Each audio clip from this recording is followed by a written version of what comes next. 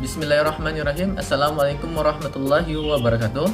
Perkenalkan, nama saya Rangga Tirtanugraha dari Program Studi Teknologi Pendidikan Fakultas Keguruan dan Ilmu Pendidikan Universitas Batu Raja. Pada kesempatan kali ini, kita akan membahas mengenai 8 keterampilan yang harus dikuasai pendidik dalam pembelajaran. Nah, kali ini kita hanya akan membahas mengenai keterampilan bertanya.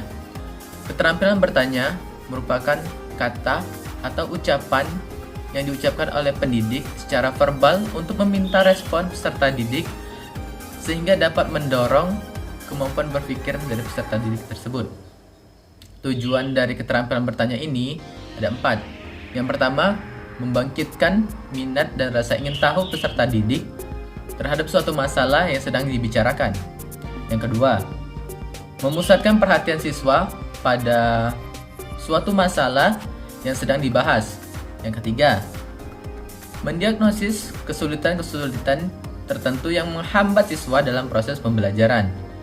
Dan yang keempat, mengembangkan cara belajar siswa agar lebih aktif lagi. Baiklah, yang selanjutnya, jangan lupa dalam meminta respon pada siswa, sebaiknya kita memperhatikan hal-hal berikut. Yang pertama, berikan waktu yang cukup untuk siswa berpikir sebelum menjawab pertanyaan. Yang kedua, bagikan pertanyaan secara merata. Yang ketiga, pertanyaan yang kita berikan harus jelas dan mudah dipahami atau dimengerti oleh siswa.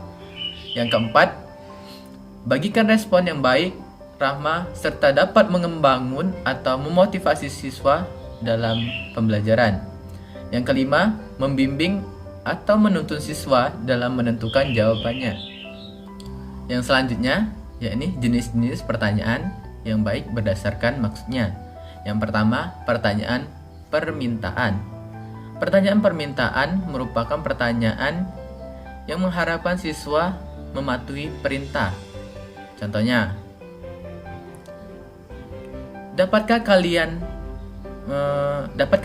tenang agar suara Bapak dapat terdengar dengan baik saat memberikan materi?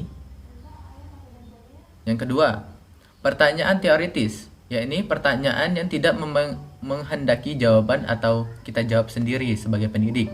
Contohnya, apa fungsi pendidikan? Fungsi pendidikan adalah untuk mencerdaskan kehidupan bangsa. Yang ketiga, pertanyaan mengarahkan atau menuntun pertanyaan yang diajukan untuk memberikan arahan kepada siswa. Contohnya, apakah kamu bisa mengerjakan soal ini? Yang keempat, pertanyaan menggali.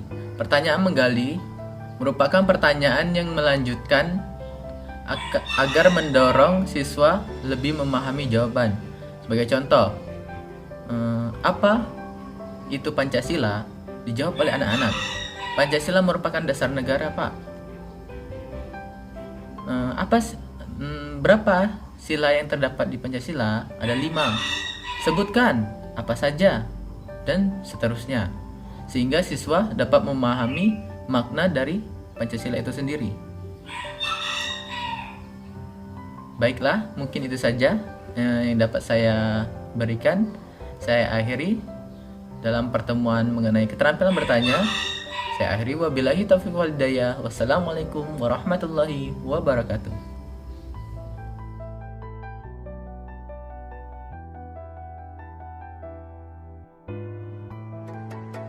Oh.